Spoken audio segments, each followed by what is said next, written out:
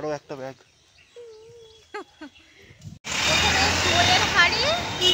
তারপরে এই যে এই মিষ্টি দিয়ে ব্যাগ মানে ব্যাগ।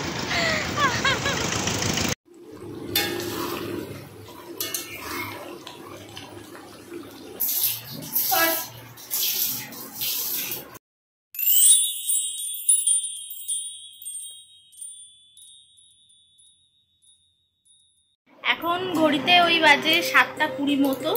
তো এই যে আমরা রেডি হয়ে গেছি, মানে আমি, তোমাদের দাদাভাই এখনো বাথরুমে স্নান করছে। তো কতগুলো ব্যাগ হয়েছে দেখাচ্ছি, দেখো ঘড়িতে এখন 7:20।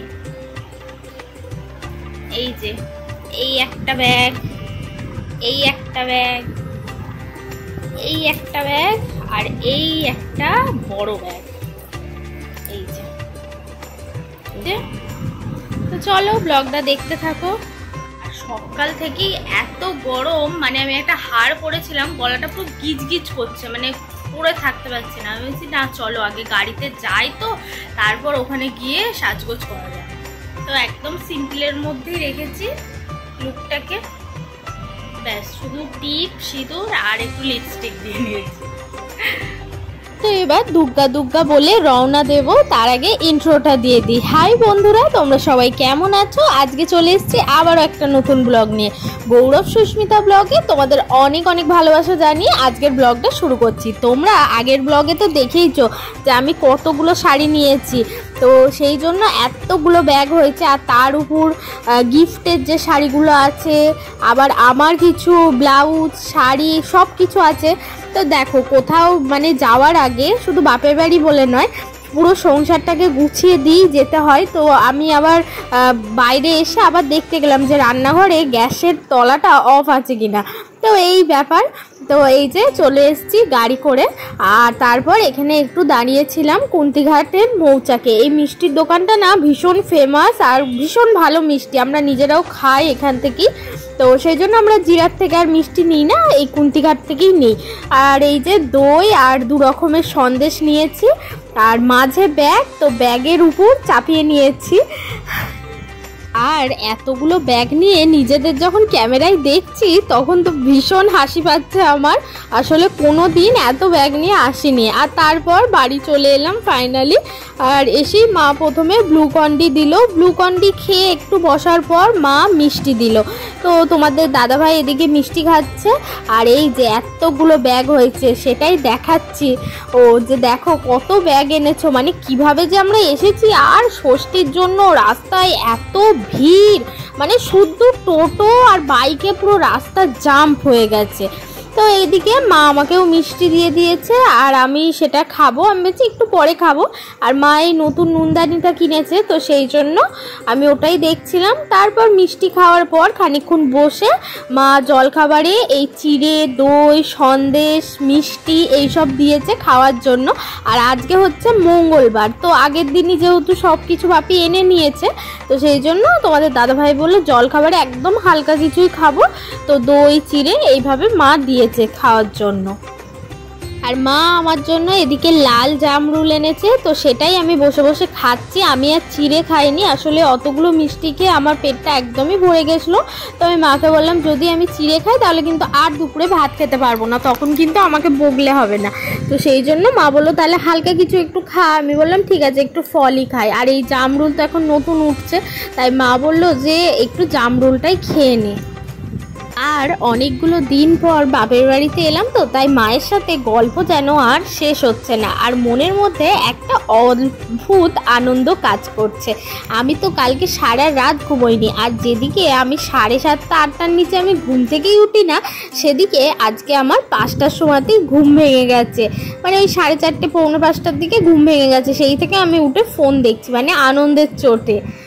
আর জামাই ষষ্ঠীর ব্লগ তোমাদের জন্য খুব তাড়াতাড়ি নিয়ে চলে আসবো আমাদের চ্যানেলে।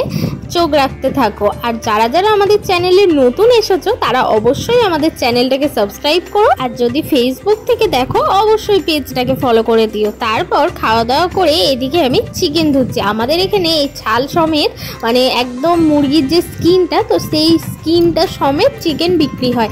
তো সেই জন্য আমিও খেতে খুব ভালোবাসি আর তোমাদের দাদা ভাইও, তাই মা ভাইকে দিয়ে এটাই আনিয়েছে। ভাই সকাল সকাল গিয়ে চিকেনটা নিয়ে চলে এসছে।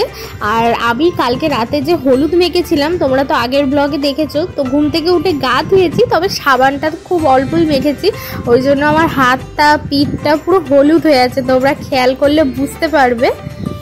আর তোমাদের দাদাভাই এদিকে আমায় জিজ্ঞেস করছিল যে এই চিকেনটা কত করে নেয় বা কি, আমি ওকে ওটাই বলছিলাম যে দেখো এটা তো স্কিন সমেত চিকেন, তার জন্য বোধহয় মাংসটা একটু বেশি হয় ওজনের তুলনায়। তারপরে এই যে মা এদিকে চিকেনটাকে বসিয়ে দিয়েছে আর আমি একটু এসে নাড়ছি। আর দেখো এই লেগ পিসটা কত সুন্দর দেখতে লাগছে, সত্যি চিকেন কষা হলে আর কিছু চাই না।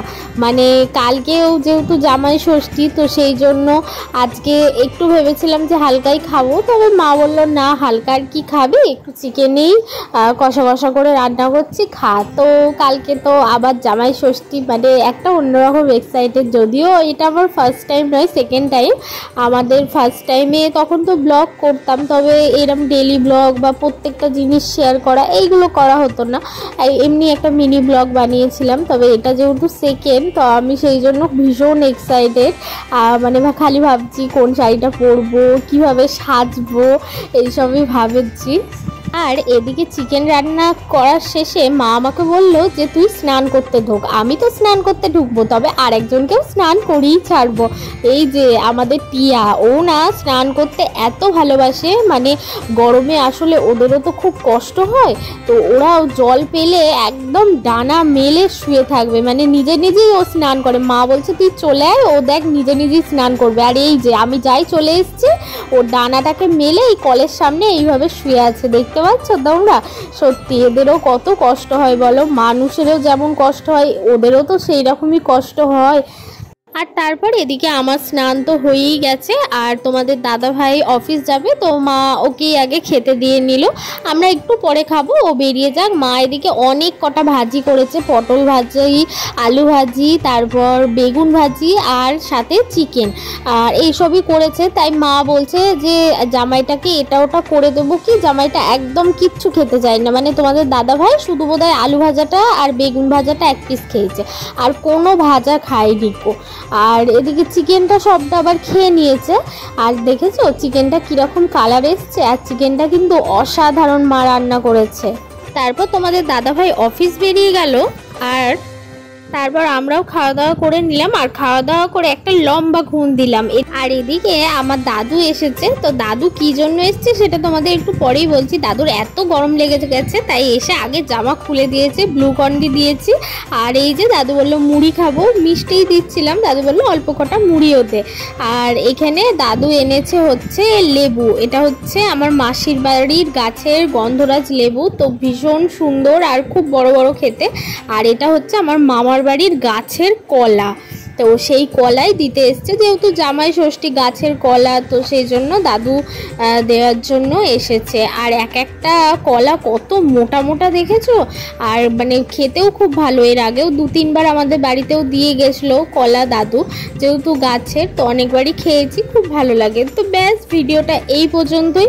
তোমাদের ভিডিওটা কেমন লাগলো সেটা অবশ্যই কমেন্ট করে জানিও, আর আমাদের চ্যানেলে চোখ রাখতে থাকো, আরও অনেক নতুন নতুন ভিডিও আসবে। আর দাদু এদিকে খাওয়া দাওয়া করুক, দাদুর সাথে একটু গল্প করি, তারপর তোমাদের দাদা ভাই ওই 10টা সাড়ে 10টার দিকে চলে আসবে। তো ব্যাস সবাই ভালো থেকো, সুস্থ থেকো, আজকের মতো টাটা।